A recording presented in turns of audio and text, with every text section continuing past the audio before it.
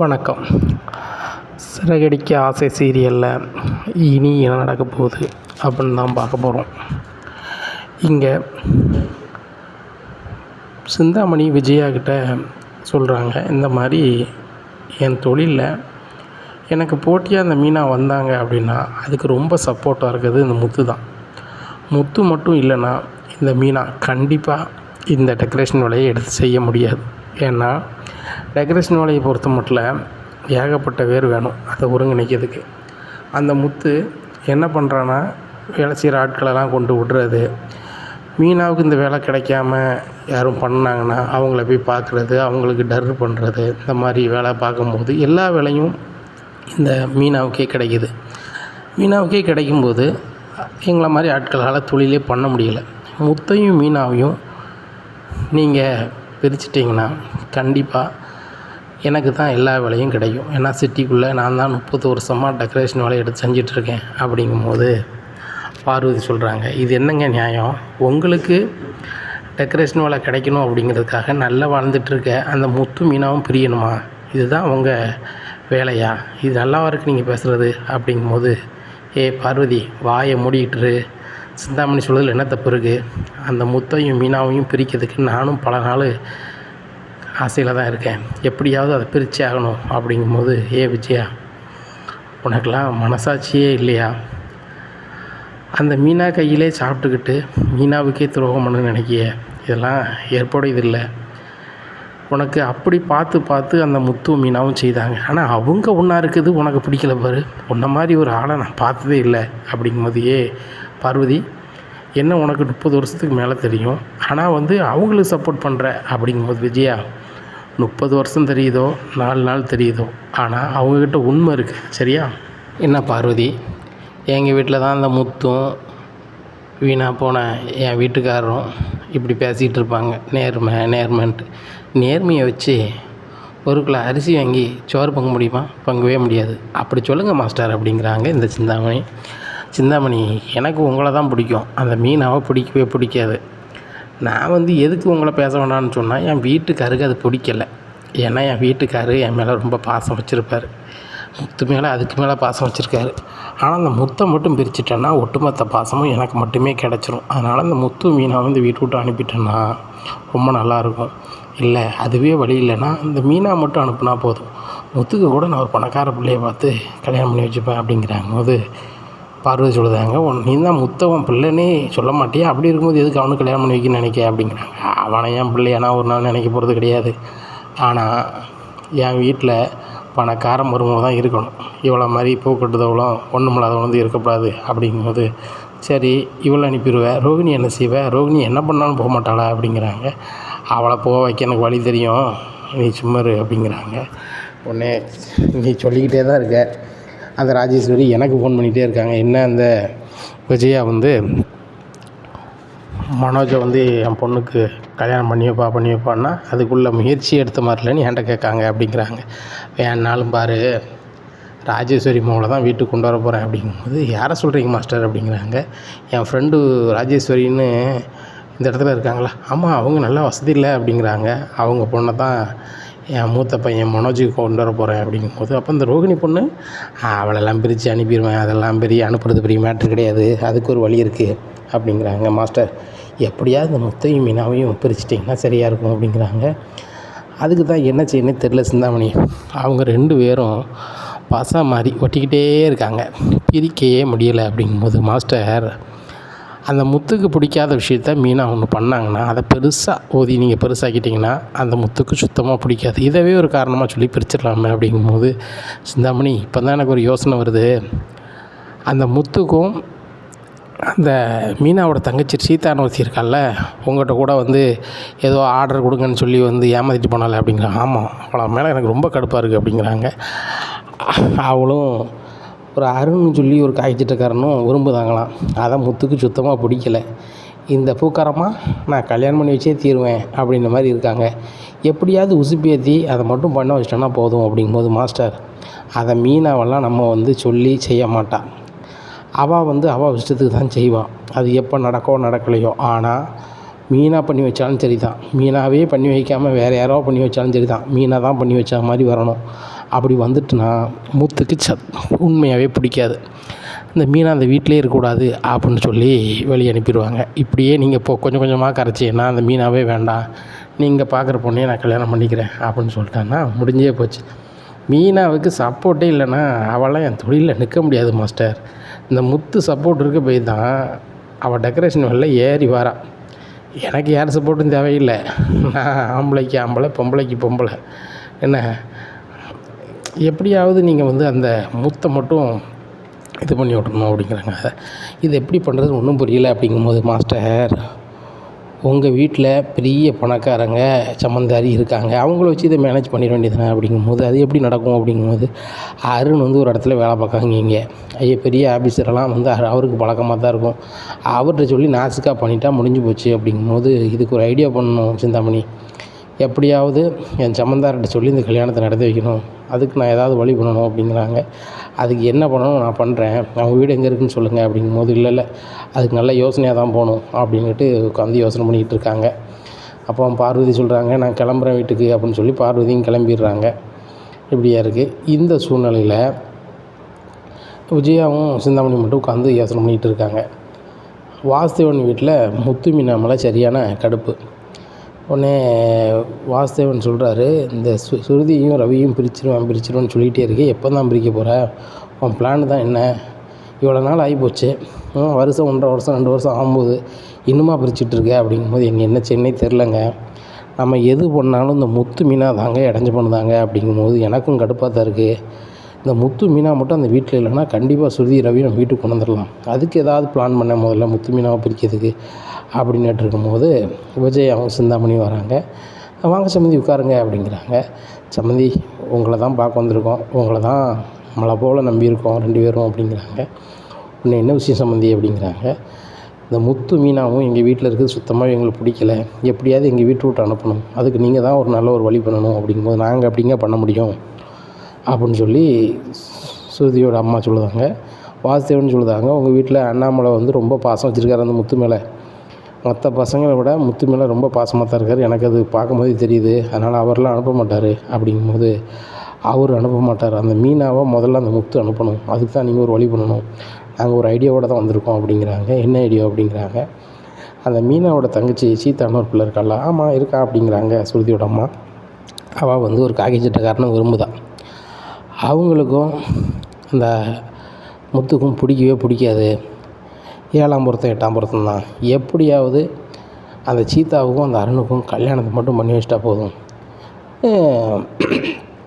இந்த மீனாவும் முத்தும் பிரிஞ்சிடுவாங்க. அது எப்படி பிரிவாங்க அப்படிங்கும்போது அந்த அருணை தான் வந்து முத்துக்கு பிடிக்காத, முத்தை அருணுக்கு பிடிக்காது, எப்படியாவது ஒரு லாய்க் பண்ணிட்டோம்னா எல்லாம் சரியாக வந்துடும் அப்படிங்கும்போது அப்படியா அப்படின்னு சொல்லி இதுக்கு என்ன பண்ணலாம் அப்படிங்கும்போது மீனா வந்து உங்கள்கிட்ட சொன்ன மாதிரி நீங்கள் வந்து சீதாட்ட பேசணும், வேலை பார்க்குற இடத்துல போய் நீங்கள் பேசணும், இந்த மாதிரி உங்கள் அக்கா தான் எங்களை வந்து பார்க்க வந்தா, உனக்கு அந்த பையனை பிடிச்சிருக்கு, அந்த பையனுக்கும் உன்னை பிடிச்சிருக்கு, 2 பேருக்கும் பேசி கல்யாணத்தை பண்ணி வைங்க, நீங்கள் தான் முடியும், என் வீட்டுக்கார் இப்போதைக்கு கோபமாக இருக்கார், நான் அதை கொஞ்சம் நாளில் சரி பண்ணிடுவேன், ஆனால் நீங்கள் தான் அதை பண்ணி வைக்கணும்னு சொல்லுதாங்கன்னு மட்டும் நீங்கள் சொன்னால் போதும் அப்படிங்கும்போது நாங்கள் சொன்னது அந்த சீதா வந்து அங்கே சொல்லிட மாட்டாளா அப்படின்னு கண்டிப்பாக சொல்ல மாட்டா, எப்படியாவது அருணை கல்யாணம் முடியும்னு நினச்சிட்ருக்கா, நீங்கள் சொன்னால் மட்டும் போதும் அது நடந்துடும், நீங்கள் சொன்ன இடத்துக்கு வர சொல்லி கல்யாணம் பண்ணி வச்சின்னு வச்சுக்கோங்களேன்.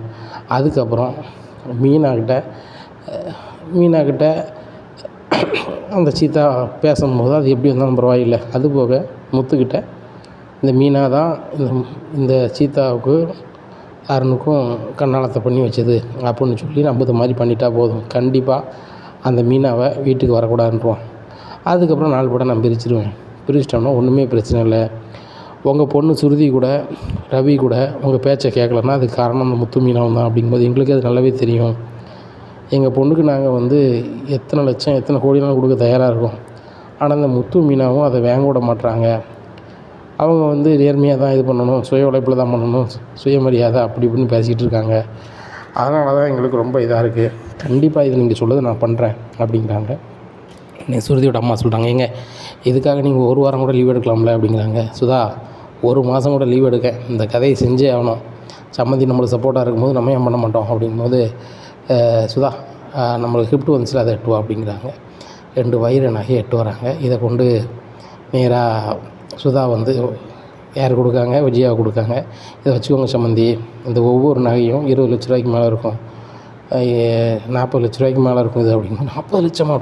இப்போதைக்கு இதை வச்சுக்கோங்க சம்மந்தி, நீங்கள் ஒரு நல்ல ஒரு யோசனை சொல்லியிருக்கீங்க. இதை எப்படியாவது செஞ்சு அந்த முத்து மீனாவும் நேரத்தனமாக பிரிச்சிட்டோம் அப்படின்னா ஸ்ருதி ரவியும் நாங்கள் சொல்கிறதெல்லாம் கேட்பாங்க, எங்களுக்கு நம்பிக்கை இருக்குது அப்படிங்கிறாங்க. சரி சம்மந்தி போயிட்டு வரேன் அப்படிங்கும்போது விஜயா சொல்கிறாங்க, சிந்தாமணி நீங்கள் வாங்கி தந்த நகை நீங்கள் வச்சுக்கிறீங்களா அப்படிங்க. என்ன மாஸ்டர் அவங்க வைர நகை தந்தோடனே இதை தரங்கிறீங்க அப்படிங்கும்போது, இல்லை உங்களுக்கு ஏதாவது நன்மை கிடைக்கணும்ல அப்படிங்கிறாங்க. இல்லை மாஸ்டர், நீங்கள் பண்ணுற போகிறதான நன்மை கிடைக்க போகுது. 30 வருஷமாக தொழில் பண்ணேன்னா இன்றைக்கி ஒரு ஓரமாக ஒரு மூலையில் இருக்கேன்னா அதுக்கு காரணம் அந்த மீனா தான். அந்த மீனாவுக்கு இந்த முத்து சப்போர்ட்டாக இருக்க போய் தானே இவ்வளவும் பண்ணுறா. இந்த முத்தை மட்டும் பிரிச்சிட்டோன்னா என் வேலைக்கு எந்த இடைஞ்சலும் இருக்காது. எல்லா மண்டபத்துலேருந்து என் வேலையை தான் எனக்கு தான் கொடுப்பாங்க. ஏன்னா மீனாவால் செய்ய முடியாது முத்து இல்லைன்னா கண்டிப்பாக, அதுக்கு எனக்கு நல்லாவே தெரியும் அப்படிங்கிறாங்க. மாஸ்டர் உங்கள் வீட்டு வாசலில் விட்டு போகிறேன்னு சொல்லி சிந்தாமணி காரில் இறக்கி விட்டு போகிறாங்க. அப்போ இதை அண்ணாமலை பார்த்துட்டாங்க. விஜயா உனக்கு கொஞ்சம் கூட அறிவு இல்லையா அப்படிங்கிறாங்க. என்னங்க அப்படிங்கிறாங்க. நான் தான் சொல்லியிருக்கோம்ல அந்த சிந்தாமணியோட சேராத வைக்காதன்னு சொல்லிட்டு. ஏங்க நான் நடந்து வந்துட்டுருந்தேன், வெயில் ஓவராக இருக்குது, நீங்கள் யாருங்க உங்கள் வீட்டு வாசலை விட்டு போகிறேன்னு சொன்னாங்க. எவ்வளவோ சொன்னேன் வேண்டான்னு சொல்லிட்டு, மாஸ்டர் நீங்கள் என்கிட்ட பேசாட்டிலும் பரவாயில்லை, போகிற வழியில் விட்டு போகிறேன்னு சொன்னாங்க. இதில் என்னங்க இருக்குது அப்படிங்கும்போது, சரி ஒழுங்காக புரிஞ்சுக்கிட்டு இருந்தால் சரி தான் அப்படின்னு சொல்லிட்டு வீட்டுக்குள்ளே போகிறாங்க. இங்கே மீனாவை பார்க்குறாங்க. மீனா வீட்டு வேலை செஞ்சிட்ருக்காங்க. செய் இதே வேலை தான் உனக்கு நிரந்தரம். இந்த வீட்டில் என்னம்மா ஆட்டம் போடுத, என் வீட்டுக்கார உன் பேச்சு கேட்க வைக்க, இந்த ரவி சுருதியோ உன் பேச்சு கேட்க வைக்க, நீ வச்சது தான் ஒரு நீ சமைக்கிறது தான் நாங்கள் சாப்பிடணும்ல, இனி எல்லாம் கொஞ்ச நாள் தான் என் வீட்டோடு அனுப்ப போகிறேன். அங்கே உட்காந்து பூ கட்டிக்கிட்டு என்ன அங்கே இருக்கக்கூடிய சாப்பாடை சாப்பிட்டுட்டு இருக்க போகிறேன். இந்த மாதிரி உனக்கு ராஜ மரியாதையோடு இருக்க போகிறேன் அப்படின்னு சொல்லி மனசுக்கு நினைக்கிறாங்க. உடனே முத்து வராரு. எதுவும் சாப்பிட்றீங்களா அப்படிங்கும்போது முத்து கோவத்தில் எதுவும் எனக்கு வேண்டாம் அப்படிங்கிறாங்க. ஏங்க என் மேலே உங்களுக்கு என்னங்க கோபம் அப்படிங்கும்போது அண்ணாமலை இதை பார்த்துட்டாரு. டேய் கொஞ்ச நாளாகவே பார்க்குறேன், மீனாட்டை ஒழுங்காக பேச மாட்டேறா வைக்க மாட்டேறா, என்ன நடக்குது அப்படிங்கும்போது, ஏங்க உங்களுக்கு தெரியாதா நான் அன்னைக்கு கூட சொன்னேனே அப்படிங்கிறாங்க. விஜயா வாயை மூடிட்டுரு அப்படிங்கிறாங்க. ஏங்க புருஷனுக்கு பிடிக்காதெல்லாம் செஞ்சால் யாருக்குங்க பேசுவாங்க அப்படிங்கிறாங்க விஜயா. அப்படி பார்த்தா நான் உங்ககிட்ட வாழ்நாள் முழுவதும் பேசக்கூடாது, நீ செய்கிறது எல்லாமே எனக்கு பிடிக்காது தான், பேசலையா அப்படிங்கும்போது, ஏப்பா அதெல்லாம் ஒன்றும் இல்லைப்பா அப்படிங்கிறாங்க. கொஞ்சம் வேலைப்பா அப்படிங்கிறாங்க. என்ன வேலையாக இருந்தானடா, வேலையெல்லாம் வீட்டுக்கு வெளியே தான் வச்சுக்கணும், வீட்டுக்கு வந்த பிறகு சராசரியாக தான் இருக்கணும், புரியுதா அப்படிங்கிறாங்க. சரிப்பா அப்படிங்கிறாங்க. மீனா நீ சாப்பிட்டியா அப்படிங்கிறாங்க. உங்கள் அப்பா சொன்ன பிறகு தான் சாப்பிட்டீங்களான்னு கேட்பீங்களாங்க. நான் இன்னும் சாப்பிடல, உங்க கூட தான் சேர்ந்து சாப்பிட்ணும் உட்காந்துருக்கேன் அப்படிங்க. சேர்ந்து சாப்பிட்றாங்க. இதை பார்த்து அண்ணாமலை சந்தோஷமாக இருக்குடா, இப்படி எப்போவும் மதியம் சேர்ந்து சாப்பிடுங்க, வாய்ப்பு இருக்கும்போது புருஷன் முன்னாடி சேர்ந்து சாப்பிடணும் அப்படிங்கும்போது விஜயா இது ரொம்ப வயிற்றுச்சலில் பார்க்காங்க. சாப்பிடுங்க இதானா கடைசி, இதுக்கப்புறம் நீங்கள் எங்கே ஒன்றாவா சாப்பிட போகிறீங்க, நீ எங்கேயோ அவன் எங்கேயோ. அதுக்குள்ளே வேலை எல்லாமே இந்த விஜயா பாப்பா. அந்த வாசுதேவனும் நல்ல உதவி பண்ணுவார், எங்களுக்கு சப்போர்ட் பண்ண சிந்தாமணியும் இருக்காங்க, எல்லா வகையிலையும் இருக்குது அப்படின்னு நினைக்காங்க. இங்கே வாசுதேவன் அருணோட அதிகாரியை பார்க்க போகிறாங்க. என்ன சார் நல்லா இருக்கீங்களா அப்படின்னு. சார் நீங்கள் எவ்வளோ பெரிய ஆள், என்ன பார்க்க வந்திருக்கீங்க அப்படிங்கிறாங்க. உங்களால் ஒரு உதவி ஆகணும், அதான் வந்திருக்கேன், உங்கள் பேச்சை அருண் கேட்பானா அப்படிங்கும்போது, சார் அவன் ஒரு வாரம் வீட்டில் இருந்தான், அதுக்கப்புறம் என்னை பார்த்தான், இன்னும் வேலையில் எவ்வித இடைஞ்சலும் பண்ண மாட்டான் சார், கரெக்டாக பார்ப்பேன் சார்ன்னு இருக்கான். அது போக நான் என்ன சொன்னாலும் கேட்பான்னு சொல்லியிருக்கான் சார் அப்படிங்க. சரி சார் அது நல்லதாக போச்சு. அவன் உங்கள் பேச்சை கேட்பான்னு நான் ஒன்று சொல்கிறேன். என் பொண்ணு ஒரு வீட்டில் எங்களுக்கு பிடிக்காமல் கல்யாணம் பண்ணிக்கிட்டேன், அதுக்காக கல்யாணம் பண்ணிக்கிட்டான்னு வச்சுக்கோங்களேன். எங்களுக்கு ஏகப்பட்ட வசதி இருக்குது, எங்கள் மாப்பிள்ளைக்கு ஹெல்ப் பண்ணலாம், என் பொண்ணுக்கு ஹெல்ப் பண்ணலான்னு பார்த்தா அந்த வீட்டில் இருக்க 2 பேர் அதுக்கு விடவே மாட்டுறாங்க. அதுக்கு கேட்டால் சுயமரியாதைன்னு ஒன்று சொல்லுது, அங்கே வாங்கக்கூடாது வைக்கக்கூடாதுன்னு சொல்லிட்டு. இதனால் என் பொண்ணு மாப்பிள்ளையும் கஷ்டப்படுறாங்க, பார்க்க முடியல. என் பொண்ணை பைக்கில் கூப்பிட்டு போனார், ஒரு நாள் சைக்கிளில் கூப்பிட்டு போனார், ரொம்ப கஷ்டமாக இருக்குது, நாங்கள் நல்ல வசதியாக இருந்தாலும் அப்படின்னு சொல்லிட்டு. ஆமாம் சார் நீங்கள் கடுமையான வசதி உங்கள் ஊரில், அது எனக்கே தெரியும் சார் அப்படிங்கிறாங்க. அதனால் அந்த வீட்டிலேருந்து எங்கள் வீட்டுக்கு கொண்டு வரதுக்கு ஒரு வழி தான் இருக்குது. அந்த வீட்டில் ஒரு ஒரி பண்ணி விட்டோன்னா கண்டிப்பாக என் பொண்ணும் மாப்பிள்ளையும் எங்கள் வீட்டுக்கு வந்துடுவாங்க, நாங்கள் சொன்னதெல்லாம் கேட்பாங்க, அதுக்கு நான் இந்த மாதிரி பண்ணலான்ட்டு இருக்கேன் அப்படிங்கும்போது, பண்ணுங்கள் சார் பண்ணிக்கலாம் அப்படிங்கிறாங்க. அருண் நீங்கள் சொன்னால் கேட்பானா அப்படிங்கிறாங்க. அருண் என்ன சொன்னாலும் கேட்பான் சார், அவனுக்கு வேலை தான் பெருசு, வேலையில் ஏதாவது நான் உரி கொடுப்போன்னா கண்டிப்பாக பண்ணுவான் அப்படிங்கிறாங்க. அப்படியா அப்படின்னு சொல்லிட்டு, சரி நான் இருக்கிறது தெரிய வேண்டாம், நீங்கள் வர சொல்லுங்கள் அப்படின்னு சொல்லி அவர் மறைஞ்சு இருந்துக்கிறாரு. அருண் வர சொல்கிறாங்க. சார் வணக்கம் அப்படிங்கிறாங்க. தம்பி உங்கள் வருங்கால மனைவி இருக்காங்களா அப்படிங்கிறாங்க. என்ன சார் சொல்கிறீங்க? தான்ப்பா நீ விரும்புகிறல பச்சிதா, அவங்க மச்சான் வந்துட்டு மாமனா மச்சானா அவன் வந்தான், வந்துட்டு அருணை நீங்கள் ஏதாவது பண்ணி வேலையை விட்டு நிப்பாட்டணும் அப்படிங்கிறான். அவன் ஏன் அப்படி பண்ணிகிட்ருக்கான் அப்படிங்கும்போது, சார் அவன் என்னைய பிடிக்காது, என்னை இப்படி கடுப்பு கிளப்பிட்டு இருக்கான். சீதா வந்து அவங்க வீட்டு அம்மாவோட தங்கச்சில, அதை நான் விரும்புகிறது சுத்தமாக பிடிக்கல, அதனால் ஏதாவது பண்ணிகிட்ருப்பாரு அப்படிங்கிறாங்க. அது மட்டும் இல்லைப்பா, அவங்கள பிரிக்கிறதுக்கு எல்லா வேலையும் பார்ப்பான் போல், ஏதோ வசதியான பையனை கல்யாணம் முடிச்சு உள்ள வேலையை பார்க்கான், அதனால் அந்த பொண்ணுக்கே தெரியாமல் கல்யாணம் முடிச்சக்கூடிய வேலையை கூட பார்த்தாலும் பார்ப்பான் அப்படி தான் தெரியுது, அதனால் நீ பொறுத்துக்கிட்டு இருக்காத அப்படிங்கும்போது, சார் என்ன சார் சொல்கிறீங்க அப்படிங்கிற. ஆமாப்பா, அந்த பொண்ணுக்கே தெரியாமல் கல்யாணம் முடிச்சு வைக்கணும்னா வாய்ப்பு இருக்குது, அதனால் நீ சீக்கிரம் கல்யாணம் முடிக்கப்பாரு அப்படிங்கும்போது, சார் அவன் கொஞ்சம் மோசமான ஆள் சார், ஏதாவது நான் பண்ண போனால் அவன் வேறு ஏதாவது வீட்டில் பண்ணுவான், அது வேறு மாதிரி போயிருமோன்னு பயமாக இருக்குது, ஏற்கனவே சீதா வந்து நம்ம பொறுமையாக தான் இது பண்ணணும்னு சொல்லியிருக்கா அப்படிங்கும்போது, எப்பா உனக்கு அவங்க குடும்பத்திலே சப்போர்ட் இருக்குது அப்படி என்ன சார் சொல்கிறீங்க அப்படிங்கிறாங்க. அவங்க அக்கா உனக்கு நின்று கல்யாணம் முடிச்சு வைக்கணும்னு சொல்லுவாங்க சார் தானே. அவங்க அப்படியா சார் அப்படிங்கிறாங்க. ஆமாம், அவங்க அக்காவே கல்யாணம் முடிச்சு வைக்கணும்னு சொல்கிறாங்க, அவங்க சொந்தக்காரங்கள்லாம் வராங்க சார் தானே, சீதாவும் வந்துடுவாள், அதுக்கு என்ன வழியோ பண்ணிடலாம் அப்படிங்கிறாங்க. சார் இது நடக்குமா அப்படிங்கிறாங்க. கண்டிப்பாக நடக்கும், நீ உங்கள் அம்மாட்ட சொல்லி ரெடி பண்ணேன், நான் என்னைக்கு எதுன்னு சொல்கிறேன், அதுக்கு ஏதாவது பண்ணிக்கலாம், அது வரைக்கும் அந்த சீதா பொண்ணுகிட்ட எதுவும் நீ கேட்டுக்க வேண்டாம் அப்படிங்கும்போது, ஏன் சார் அப்படிங்கிறாங்க. அவங்க அக்கா எல்லாம் பண்ணுதுன்னு சொல்லி அதையும் அவங்களும் என்னை பார்த்து நைஸாக சொல்லிட்டு போனாங்க, நீங்கள் சொல்லுங்கள் சார்ன்ட்டு. இது தெரியாத அந்த பிள்ளையோட மாமன் தான் வந்து இப்படி பேசிட்டு போகிறான், அதனால் நீ நல்லா இருக்குன்னு நான் நினைக்கிறேன்ப்பா, உன் வேலைக்கு இந்த இடைஞ்சல் இல்லாமல் நான் பார்த்துக்கிறேன் அப்படிங்கிறேன். சரி சார், அது மட்டும் போதும் சார் அப்படிங்கிறேன். எங்கள் அருணுக்கு ரொம்ப சந்தோஷம். சரி ரைட்டு, நம்மளை முத்துக்கு பிடிக்காது, நம்மளுக்கு கல்யாணம் பண்ணி வைக்க மாட்டாங்க என்றைக்குனாலும், அதனால் நம்ம வந்து சீதா கல்யாணம் பண்ணி கொடுத்தது தப்பு கிடையாது, அவங்க அக்கா தான் நம்மளுக்கு உதவி பண்ணுறாங்க, அவங்க சொந்தக்காரங்க தான் உதவி பண்ணுறாங்க அவங்கள அப்படின்னு சொல்லிட்டு நினைக்கிறாங்க.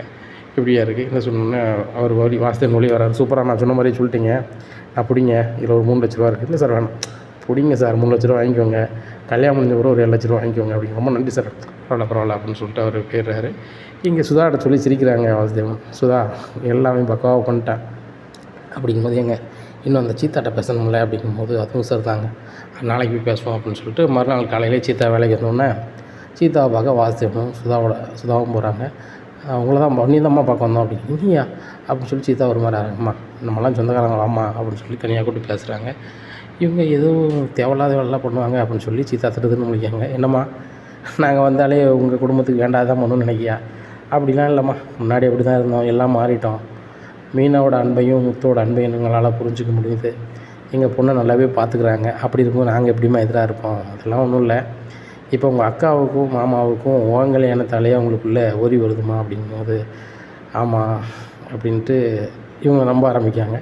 சீதா உடனே சரிம்மா உங்கள் அக்கா வந்து எங்கள்கிட்ட பேசினா அப்படிங்கிறாங்க. அக்கா என்ன சொன்னாங்க அப்படிங்கிறாங்க. அருணுக்கும் சீதாவுக்கும் தான் கல்யாணம் முடியணும், எங்கள் அப்பாவுக்கு அப்புறம் நான் தான் நின்று எல்லாம் செய்யணும், ஆனால் என் வீட்டுக்காரர் வந்து அது சரி வரமாட்டார் போல் தெரியுது, நான் எவ்வளவோ பேசி பார்க்குறேன் முடியலை, நீங்கள் தான் நின்று நடத்தி சீதாவுக்கும் அருணுக்கும் கல்யாணம் முடிச்சு வைக்கணும், அது உங்களால் தான் முடியும். ஏன்னு கேட்டால் அருணுக்கு வேலைக்கு ஏதாவது வகையில் என் வீட்டுக்காரர் உரி கொடுப்பாரோன்னு எனக்கு பயமாகவும் இருக்குது, நீங்கள் தான் பண்ணி வைக்கணும்னு உங்கள் அக்கா வந்து கேட்டுக்கிட்டான். எங்களுக்கு மனசு கேட்கல, நாங்கள் முன்னாடி கொஞ்சம் எட்டி பூட்டி பண்ணியிருக்கலாம், அதெல்லாம் நீ நினச்சி கலங்க வேண்டாம், அருண் குடும்பத்துலேயும் பேசி நாங்கள் கல்யாணம் பண்ணி வைக்கோமா அப்படிங்கும்போது, எங்கள் அக்காவே சொன்னாங்களான்னு 2-3 வாட்டி கேட்காங்க. ஏம்மா சீதா கல்யாணம் சம்மந்தமாக உங்கள் அக்கா சொல்லணும்னா எங்களுக்கு எப்படி தெரியும், இல்லை வேறு யாரும் சொல்கிறாங்களா எனக்கு அப்படிங்கிறாங்க. இல்லை எங்கள் அக்கா தான் சொல்லியிருப்பாங்க, நம்பிக்கை இருக்குது அப்படிங்கிறாங்க. சரி ரைட்டுமா, நான் என்றைக்கு எங்கே வச்சு கல்யாணம்னு சொல்கிறேன் அப்படிங்கிறாங்க. சரிங்க அப்படிங்கும்போது, சீதா உங்கள் அக்காட்ட எதுவும் கேட்க வேண்டாம், உங்கள் அக்கா தான் சொன்னாப்புல உனக்கு கல்யாணம் முடியும் போது அங்கே நிற்பாப்புல, ஆனால் இது வரைக்கும் எதுவும் காட்டிக்க வேண்டாம்னு சொல்லியிருக்காப்புல அப்படிங்கும்போது, சரிங்க அப்படின்றாங்க. இங்கே 2 பேருக்கும் பயங்கர சந்தோஷம். இந்த கல்யாணத்துக்கு மட்டும் பண்ணி வச்சிட்டோம்னா அந்த முத்துக்கும் மீனாவுக்கும் டர்ராயிரும், மீனா அந்த வீட்டை விட்டே போயிடுவா, மீனா வீட்டை விட்டு போயிட்டோன்னா முத்து அந்த வீட்டில் கிடக்க மாட்டான், புலம்பிக்கிட்டு அவனும் வீட்டை விட்டு வெளில போயிடுவான், அவனும் வெளியே போயிட்டான்னா சுருதி ரவியும் அசால்ட்டாக நம்ம சொல்ல கேட்பாங்க அப்படிங்கிற மனநிலைக்கு வந்துடுதாங்க. இப்படியா இருக்குது. இந்த சூழ்நிலையில் அருணுக்கு மறுபடியும் வாசுதேவன் கால் பண்ணி பேசுகிறாரு. நான் வந்து சீதாவோட சொந்தக்கார ஆள், நான் நேரம் இருக்கேன் அப்படிங்கும்போது, சொல்லுங்கள் சார் அப்படிங்கிறாங்க. நான் தான் கல்யாணம் பண்ணிக்க போகிறேன், மீனா என்கிட்ட தான் எல்லா பொறுப்பையும் கொடுத்துருக்காங்க, உங்களை பார்க்கணும் வாங்க அப்படிங்கிறாங்க. இங்கே வாசுதேவனும் பார்க்க போகிறாங்க. சார் அப்படிங்கிறாங்க. ஒன்றும் பிரச்சனை இல்லை சார்னு கூப்பிட வேண்டாம், நம்ம சொந்தக்காரங்க தான், என்ன நாளை கழிச்சு நல்ல நாளாக இருக்குது, உங்கள் அம்மா உங்கள் சொந்தக்காரங்களாம் கூப்பிட்டு இந்த கோயிலுக்கு வந்துடுங்க, சீதாவும் வந்துடுவான், ஏன்னா அவங்க அக்கா வந்துடுவாங்க, நாங்கள் கல்யாணம் பண்ணி வச்சுருந்தோம் அப்படிங்கிறாங்க. சரி சார் அப்படிங்கிறாங்க. அங்கே அருண் அவங்க வீட்டில் எல்லோரும் சந்தோஷமாக சொல்கிறாங்க. அருண் அம்மா சொல்கிறாங்க, எங்கேயோ தப்பாக போடுது தம்பி அப்படிங்கிறாங்க. ஏம்மா ஒன்றுமே பிரச்சனை இல்லை, அந்த முத்து வந்து சீத்தா கூட எனக்கு சேர விட மாட்டான். அவன் ஏதோ வசதியான இடத்துல அந்த பிள்ளைக்கு மாப்பிள்ளை பார்க்கணுக்கிட்டு இருக்காங்க. அதுவும் சீத்தாவுக்கு பிடிக்காமல் கல்யாணம் பண்ணிக்கணும்னு நினைக்காங்க. அது நடக்காதுலா அப்படிங்கிறாங்க. அதுவும் சரி தான், அந்த பிள்ளைக்கும் விருப்பம் இருக்கணும், உனக்கும் விருப்பம் இருக்கணும், சரிப்பா பண்ணிடலாம் அப்படின்னு சொல்லி எல்லாருமே மண்டபத்துக்கு கிளம்பிடுறாங்க. அந்த கோயில் பக்கத்தில் இருக்க கோயிலுக்கு கிளம்பிடுறாங்க. சீத்தாவும் வந்துருந்தாங்க. வந்து என்ன பார்த்து வேணவங்களும் இந்த மாலையெல்லாம் போட்டுவாங்க அப்படிங்கிறாங்க. அக்கா வரலையே அப்படி, அதெல்லாம் தாலி கட்டும்போது கரெக்டாக வந்துடுவாங்க அப்படிங்கும்போது அருணும் புறப்படுறாங்க, எல்லாம் புறப்படுறாங்க. அங்கே மந்திரவாதம் எல்லாமே பூசாரி எல்லாம் இருக்காங்க. மந்திரவாதம் போது நேராகிட்டு வாங்கோ அப்படின்னு சொல்லுவாங்க. நாளியாரது அப்படிங்கிறாங்க. உடனே வாங்க வாங்க கல்யாணத்துக்கு நேராகிட்டு அப்படின்னு. அக்கா வரலையே, அக்கா பக்கத்தில் வந்துட்டாலாம், எனக்கு ஃபோன் அடிச்சா அப்படிங்கிறாங்க சுருதியோட அம்மா. இங்கே அருண் தாலியை கட்டிடுறாரு. கட்டினோடனே சீத்தாவுக்கு ஒன்றும் வரல, கண்ணீர் வருது. அக்கா வரலையே அப்படி, வந்துடுவாம்மா அக்கா அக்கான்னுட்டு இருக்காதா அப்படிங்கும்போது இருக்கவங்கள்ட்ட போகிறோம், ஆசீர்வாதம் வாங்குதாங்க. இப்படியா இருக்குது. இப்படி இருக்கும்போது வாசுதேவன் முத்துக்கு ஃபோன் பண்ணுதாங்க. முத்து, நான் வாசுதேவன் பேசுகிறேன் அப்படிங்க. இவர் எனக்கு கால் பண்ணுறாரு அப்படின்னு சொல்லிட்டு, அதெல்லாம் இருக்கட்டும்பா, உன் பொண்டாட்டி அவன் விருப்பத்துக்கு கல்யாணம் முடிச்சு வைக்கலப்பா, உனக்கு அந்த அருணுக்கு பிடிக்காதுன்னு தெரிஞ்சுக்கிட்டோம் அப்படிங்கிறாங்க. ஐயோ அப்படிலாம் நடக்காதா, அந்த கோயிலில் கல்யாணம் நடக்க போய் பாரு அப்படின்றாங்க. இங்கே வாசுதேவனுடைய ஒய்ஃப் வந்து ஃபோன் பண்ணி மீனாவுக்கு ஃபோன் பண்ணி, நீனும் முத்தும் சேர்ந்து கல்யாணமே பண்ணி வைக்க மாட்டேங்க, தங்கச்சி அவ்வளோவா கல்யாணம் பண்ணிக்கிட்டா, அந்த கோயில் நடக்க பாரு அப்படிங்கிறாங்க. இங்கே மீனா முத்துக்கு வரதுக்கு முன்னாடி ஓடி வந்து பார்க்காங்க. அக்கா வந்துட்டியாக்கா அப்படின்னு சொல்லி சீத்தா கேட்கும்போது, என்னடி இப்படி பண்ணேன், நான் மாமா சம்மதத்தை கேட்டதுனாடி எனக்கு கல்யாணம் பண்ணி வைக்கணும்னு சொன்னேன், ஏன்டி இப்படி பண்ணேன் அப்படின்னுட்டு இருக்கும்போது முத்து வந்துடுறாங்க. என்ன மீனா, என்ன கேட்காமே எனக்கு பிடிக்காம நீ பண்ணிட்டேன், சரி உன் தங்கச்சி நீ கல்யாணம் பண்ணி வச்சிட்ட, நல்லா இரு அப்படிங்கும்போது, ஏங்க எனக்கு இது மீனா இதெல்லாம் சொல்லாத, எனக்கு எல்லாம் தெரியும் அப்படின்னு சொல்லிட்டு முத்து கிளம்பிடுறாரு. என்னடி இப்படி பண்ணிட்டேன், என் வீட்டுக்காரர் நீ தப்பாக நினைக்கிற அப்படிங்கும்போது வாசுதேவன் சொல்கிறாங்க, என்னென்னமா பண்ணி வச்ச, நல்லா இருப்பாங்க அப்படிங்கிறாங்க. ஓ உங்கள் ஏற்படுத்தணும் அப்படிங்கும்போது அப்போ தான் சீதாவுக்கு தெரிய வருது, இந்த வாசுதேவன் தான் வந்து 2 பக்கமும் நம்ப வச்சு கல்யாணம் முடிச்சிட்டாங்க அப்படின்னு சொல்லிட்டு. அப்போ சீதாட்ட கேட்குறாங்க, என்ன இவர் உங்கள் அக்கா விருப்பத்தில் பண்ணி வைக்கலையா அப்படிங்கும்போது, இல்லை எனக்கு இவரை பிடிக்காது தான், எங்கள் குடும்பத்தையே படாதான் படுத்துவார், ஆனால் எங்கள் அக்கா சொன்னாங்கன்னு நான் நம்பிட்டேன் அப்படிங்கும்போது, ஐயோ ஏற்கனவே உங்கள் அம்மா ரொம்ப கொடுக்காது, இது என்ன போகுதுன்னு தெரியலையே அப்படிங்கும்போது, வாங்க நம்ம போய் என்னென்னு கேட்போம் அப்படிங்கும்போது அருணோட அம்மா சொல்கிறாங்க, இப்போ தான் உங்களுக்கு கண்ணாலாம் இருக்குது, இப்போ நீங்கள் போகிறது சரியாக இருக்காது, எப்படினாலும் கொஞ்சம் நாளில் சரியாயிடுவாங்க அப்படின்னு சொல்லி நல்லாம பேசி வீட்டுக்கு கூட்டி போயிடுறாங்க. இங்கே முத்து சரியான கோவத்தில் வீட்டில் இருக்காங்க. இங்கே கல்யாணம் நடந்தது வச்சது இல்லை நடந்த ஃபோட்டோஸ் எல்லாத்தையுமே வந்து வாசுதேவன் வந்து அங்கே அனுப்பிடுறாரு. யாருக்கு, விஜயாவுக்கு. விஜயா அந்த ஃபோட்டோலாம் பார்த்துட்ருக்காங்க. முத்து ரொம்ப கடுப்பாக இருக்கிறதையும் பார்க்காங்க. மீனா வரும்போது நீ வீட்டுக்கு வராத, வெளில போ அப்படிங்கிறாங்க விஜயா. உடனே முத்து எதுவுமே சொல்லலை, கடுப்பில் தான் இருக்கார், வெளில போவீங்களான்னு சொல்லலை. உடனே விஜயா என்ன அப்படிங்கிறாங்க. என்னவா, அந்த மீனாவோட தங்கச்சிக்கு இந்த முத்துக்கு பிடிக்காதவனே கல்யாணம் முடிச்சு வச்சுருக்கான், அப்போ இவனுக்கு எப்படி பிடிக்கும், எப்படி இந்த வீட்டில் இருக்க வைப்பான் அப்படி இப்படின்னுட்டு இருக்கும்போது, அத்தை நான் பண்ணியே வைக்கல, எனக்கே சுருதியோட அம்மா கால் பண்ணி தாங்க போனேன் அப்படிங்கிறாங்க. நடிக்காதடி, அவங்ககிட்ட கேட்டால் அவங்கள சொல்கிறாங்க, அவங்கள கேட்டால் அவங்கள சொல்கிறாங்க, இங்கே பாருங்கள் அப்படின்னு சொல்லிட்டு காமிக்காங்க. மீனா நிற்கிற மாதிரி ஃபோட்டோஸையுமே நைஸாக எடுத்திருக்காங்க. இதை பார்த்துட்டு முத்துமே கடுப்பாயிட்டு ஒன்றுமே சொல்லாமல் ரூமை பார்த்து போயிடுறாரு. என்னடி அவனே ஒன்று இந்த வீட்டில் இருன்னு சொல்லலை, நீ கிளம்பிடு அப்படிங்கும்போது, அவர்லாம் சொல்லலை, அவர் என் மேலே கோவத்தில் இருக்கிற, அவ்வளோதான், நான் புரிய வைக்க போகிறேன். எங்கே புரிய வைக்க போகிறேன், வெளில போனால் வெளியே போ அப்படிங்கிறாங்க. வெளியெல்லாம் போக முடியாது அப்படிங்கும்போது முத்து சொல்கிறாரு, எங்கள் அம்மா சொன்னது தான் போ அப்படின்றாங்க. நேராக மீனா அவங்க வீட்டை பார்த்து போய் அழுகுறாங்க, நடந்தது சொல்லி அழுகுறாங்க. மீனோட அம்மா சொல்கிறாங்க, அப்படியாடி இப்படி நடந்து இப்படி பண்ணிட்டாலடி சீத்தா அப்படின்னு சொல்லி, சீத்தாவுக்கே தெரியாதுமா, இது எல்லாமே வந்து சுருதியோட அம்மாவும் அப்பாவும் சேர்ந்து பண்ண மாதிரி இருக்குது அப்படிங்கும். அவங்க ஏண்டி பண்ண போகிறாங்க அப்படிங்கும், அதான் புரியலம்மா அப்படின்ட்டு இருக்காங்க. அப்போ பார்வதி அத்தைக்கு ஃபோன் பண்ணி மீனா அழுகிறாங்க. மீனா அழும்போது உள்ளதை சொல்லிடுறாங்க. ஏம்மா கல்யாணம் முடிச்சு வைக்கலாம் காரணமே வாசுதேவன் மட்டும் இல்லை, உங்கள் அத்தை சிந்தாமணிலாம் சேர்ந்து தான் பண்ணாங்க, முத்தையும் மீனாவும் பிரிச்சுட்டா இந்த சிந்தாமணி தொழில் நடக்கும் அப்படின்னு சொல்லி, அந்த சிந்தாமணி தான் இவ்வளோ பிளானுக்கும் காரணம் அப்படிங்கிறாங்க. இங்கே மீனா இதெல்லாம் கேட்டுட்டு முத்தை மறுபடியும் பார்க்க போகிறாங்க. விஜயா வீட்டுக்குள்ளே விடலை. வேறு வழி இல்லாமல் வீட்டுக்கு வந்துடுறாங்க. அப்போ அண்ணாமலை முத்துட்ட சொல்கிறாரு, டேய் முத்து, நீ பண்ணதெல்லாம் சரின்னு சொல்லுவேன், இந்த விஷயத்தில் தப்புடா, மீனாவை நீ பேசி கூட்டு வா அப்படிங்கும்போது, இல்லை நான் கூட்டி வரமாட்டேன்பா அப்படின்னு சொல்லிட்டு ஒரு 2 நாளாக மீனா கூட போல் மீனா வீட்டிலே இருக்கிறாங்க. ரொம்ப சங்கடப்பட்டுக்கிட்டு இருக்காங்க. டெக்கரேஷன் வேலையை மீனாவால் செய்ய முடியல. அப்போது டெக்கரேஷனெல்லாம் செய்ய முடியலன்னு சொல்லி மண்டபத்தில் சொல்லிடுறாங்க. அந்த வேலையெல்லாம் சிந்தாமணிக்கு போயிட்டுருக்கு. சிந்தாமணி ஃபோன் பண்ணி விஜயாவுக்கு ரொம்ப சந்தோஷமாக சொல்லுதாங்க, மாஸ்டர் நான் சொல்லலை, முத்து மீனாவும் சேர்ந்து இல்லைன்னா அந்த டெக்கரேஷன் வேலையே பண்ண முடியாதுன்னு சொல்லிட்டு மீனா 2-3 மண்டபத்தில் வந்து டெக்கரேஷன் நான் பண்ண முடியாதுன்னு சொன்னோன்னே எல்லா வேலையும் எனக்கு தான் வந்திருக்கு. இன்னுமே அவளுக்கு ஒரு வேலையும் போகாது.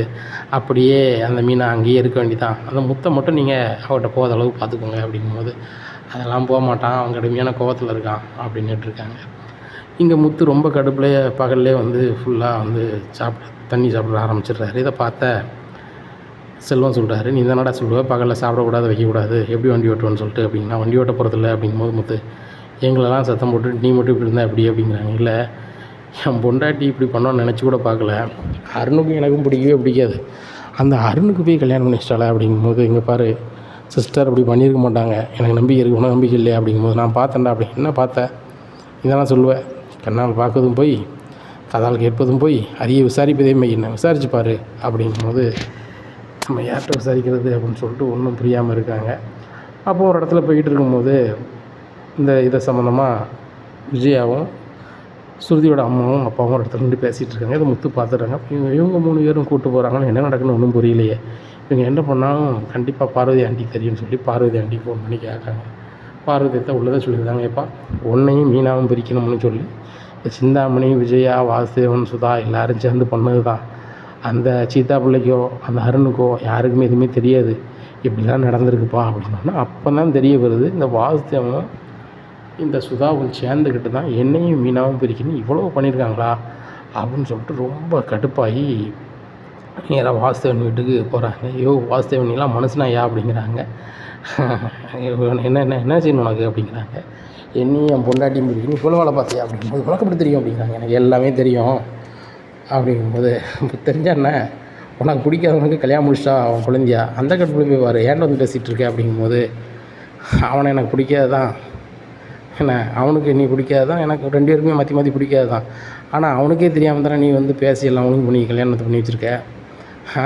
உன்னை பற்றி விஷயம் வந்து அவனுக்கே தெரிஞ்சு அவனே சும்மா விட மாட்டான் அப்படிங்கும்போது, அதெல்லாம் நான் பார்த்துக்கிறேன், அவனுக்கு மேலே உள்ள அதிகாரி ஏகப்பட்டவர் எனக்கு தெரியும், நான் சொல்ல தான் கேட்பாங்க, நான் பார்த்துக்கிட்டு தான் அப்படிங்கிறான். உன்னையெல்லாம் சும்மா விட மாட்டேன் அப்படிங்கும்போது அங்கே 4-5 பேர் ரெடி பண்ணி வச்சுருக்காங்க. அவங்க முத்தை அப்படி பிரித்து வழி அனுப்பி விட்ருந்தாங்க. உடனே ரொம்ப கடுப்பில் நேராக வீட்டுக்கு வராங்க. விஜயா வந்து சத்தம் போடுதாங்க, எப்படிம்மா அப்படி பண்ணலாம் வைக்கலாம் அப்படிங்கும்போது அண்ணாமலை கேட்குறாங்க, என்னடா நடந்துச்சு எதனா நடந்துச்சுப்பா, என்னையும் மீனாவும் பிரிக்கணும்னு சொல்லிட்டு தான்ப்பா அம்மாவும் சிந்தாமணியும் அந்த வாசுதேவன் குடும்பம் சேர்ந்து இப்படி பண்ணியிருக்காங்க அப்படிங்கும்போது ஸ்ருதிக்கு சரியான கோவம் வந்துடுது. முத்து என்ன சொல்கிறீங்க அப்படிங்கிறாங்க. ஆமாம் இதான் நடந்துச்சு அப்படிங்கும்போது ஸ்ருதிக்கிட்ட விஜயா சொல்கிறாங்க, அதெல்லாம் தப்பாக சொல்கிறாம்மா, அப்படிலாம் கிடையாது வைக்காது அப்படிங்கும்போது, பார்வதியே சொன்னாங்க அப்படிங்கிறது. பார்வதி சொன்னாலா அப்படின்னு சொல்லி விஜயா முடிக்கிறாங்க. விஜயா பார்வதி போய் சொல்ல மாட்டான்னு தெரியும் அப்படிங்கிறாரு அண்ணாமலை. நேராக பார்வதி வீட்டுக்கு போகிறாங்க. ஸ்ருதி கேட்குறாங்க, ஆமாம் இப்படி தான் நடந்துச்சு அப்படின்னா கூட கொஞ்சம் கோவத்தில் நேராக வாசுதேவன் வீட்டுக்கு போகிறாங்க. ஐயப்பா நீங்களாம் என்னப்பா ஆள் அப்படிங்கும்போது, நீ இந்த வீட்டுக்கு வரணும் தான் இவ்வளோ பண்ண வச்சோன்னா உங்களை அதை சொல்லிடுறாங்க. ஒரு நாள் உங்கள் வீட்டுக்கு வர மாட்டோம், என் வீட்டுக்கார் ஒவ்வொரு வாட்டியும் சொல்லிக்கிட்டு இருப்பார், உங்கள் அப்பா பணத்துலேயும் உங்கள் அம்மா பணத்துலேயும் நம்ம வந்து ரெஸ்டாரண்ட் ஆரம்பிக்கிறது நல்லாவே இருக்காது, அது நம்மளுக்கு மறுவாதியே கிடையாது அப்படின்னு சொல்லிகிட்டே இருப்பார். அதுதான் உள்ளதாக இருக்குது. இன்னமும் உங்கள் ஒத்த காசில் நாங்கள் ஆரம்பிக்க போகிறதில்ல, எங்கள் சுய உழைப்பில் தான் நாங்கள் ஆரம்பிப்போம் அப்படிங்கும்போது சுதா சொல்கிறாங்க, உன் புருஷன் 12,000 சம்பளம் எடுக்காரு, அந்த கடைக்கு நீ வேலைக்கு போகண்டாங்க, அதுக்கு வேலையும் இல்லைன்னா ₹10 வருமானம் இல்லாமல் இருப்பேன் என்ன, அதுக்கப்புறம் நீ உழைக்கிறதா தான் சாப்பிடணும், இல்லை நீங்கள் ரெஸ்டாரண்ட் வேறு ஆரம்பிக்க போகிறீங்களா அப்படிங்கிறாங்க. மம்மி நீ பார்த்துக்கிட்டே இரு, பெரிய ரெஸ்டாரண்ட் ஆரம்பிக்கணும்னு அவசியமே கிடையாது, வீம்பு தான் மனுஷனுக்கு வாழ்க்கை என்ன, சின்னதாக ஒரு இட்லி கடை கூட ஆரம்பிப்போம், அதுலேயும் முன்னேறி வருவோம் அப்படிங்கிறாங்க.